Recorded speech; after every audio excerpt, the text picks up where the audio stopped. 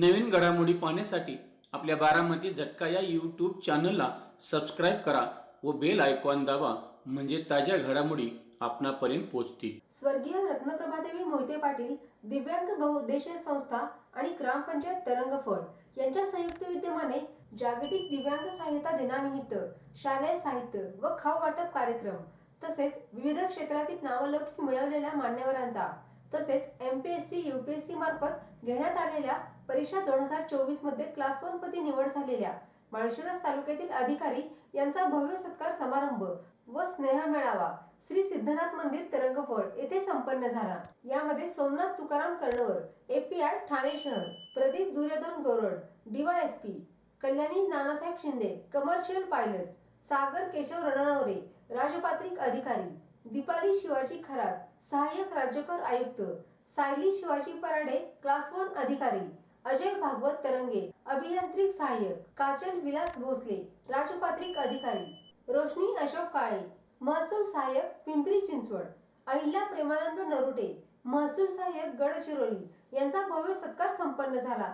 यावेळी अनेक मान्यवरांसह विद्यार्थी व ग्रामस्थ मोठ्या संख्येने उपस्थित होते। यावेळी डीवायएसपी प्रदीप दुर्योधन गोरड आपले मनोगत व्यक्त करताना म्हणाले, सर्वांना नमस्कार।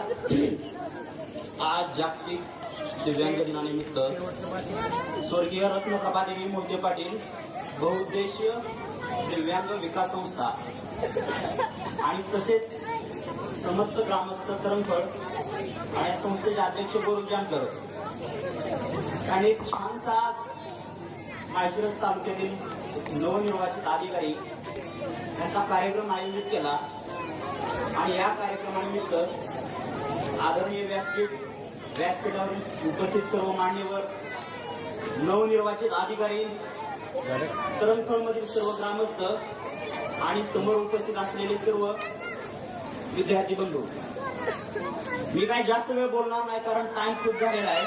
1-2 मिनिटं सांगतो मी। आज माझी डीवायएसपी पदी निवड झाली। 30 नोव्हेंबरला राज्यसेवेचा निकाल लागला आणि या निकालामधून महाराष्ट्रातून मी 12वी क्रमांक आणि एनटीसी प्रवर्गातून प्रथम क्रमांकाने मी डीवायएसपी या पदी निवड झालेली आहे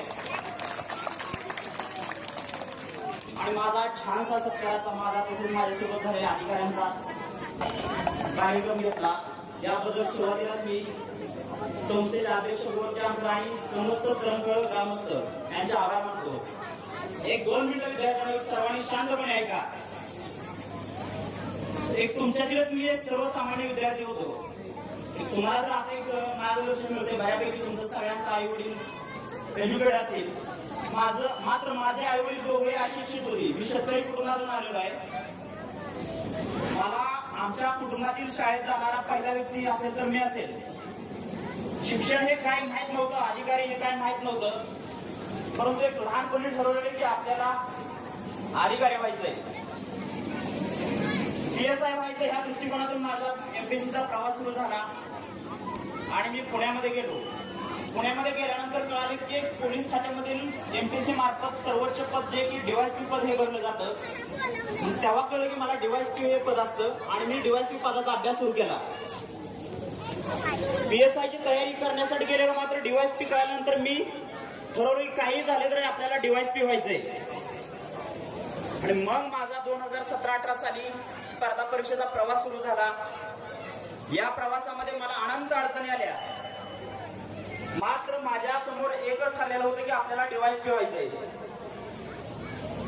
या मधल्या काळामध्ये मी एमपीएससीचं सलग 6 मुख्य परीक्षा, 5 इंटरव्ह्यू दिलं आणि 2021च्या राज्यसेवेतून माझं सहाय्यक निबंधक सहकारी संस्था या पदावरती सिलेक्शन झालं। मी सध्या पुण्यातील वेल्हा या तालुक्यामध्ये कार्यरत आहे।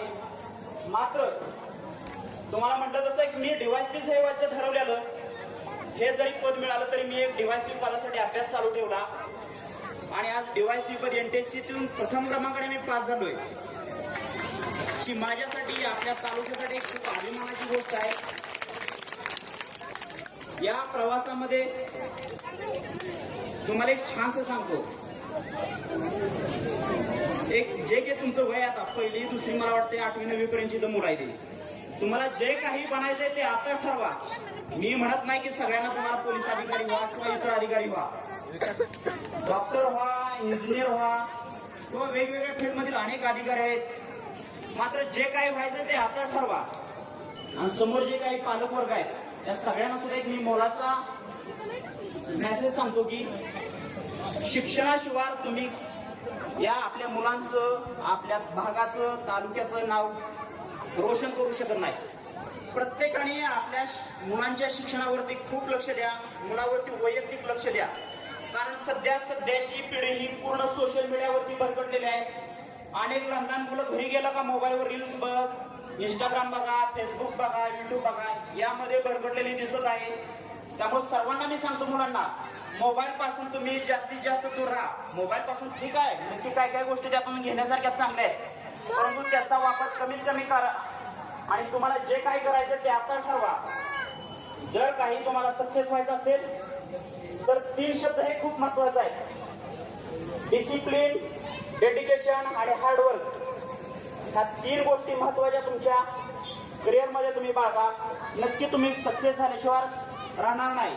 आणि अजून मला एक सांगायचंय की सर्व विद्यार्थ्यांनी शांतपणे ऐका. प्रत्येकाने घरी गेल्यानंतर आपल्या मोबाईल मध्ये एक टिपी ठेवा, जे की स्वामी विवेकानंदांची छानशी वाक्य आहे. ती तुम्ही गुगलला सर्च करा. मी काय सांगतोय तुम्हाला, एक 4-5 वाक्य आहे ती, आणि ते मोबाईलवरती डीपी ठेवा. खूप छानशी वाक्य आहे ती. स्वामी विवेकानंदांनी सांगितलं की एक तरुण कसा असावा. तरुण कसा असावा एक सांगतो मी. स्वामी विवेकानंदांनी सांगितलेलं, ज्याच्या चेहऱ्यावरती तेज आहे, ज्याच्या देहामध्ये शक्ती आहे, ज्याच्या बुद्धीमध्ये विवेक आहे, ज्याच्या मनामध्ये उत्साह आहे, ज्याच्या मनगटामध्ये बळ आहे, ज्यांचं चारित्र्य शुद्ध आहे, जे व्यसनापासून मुक्त आहेत,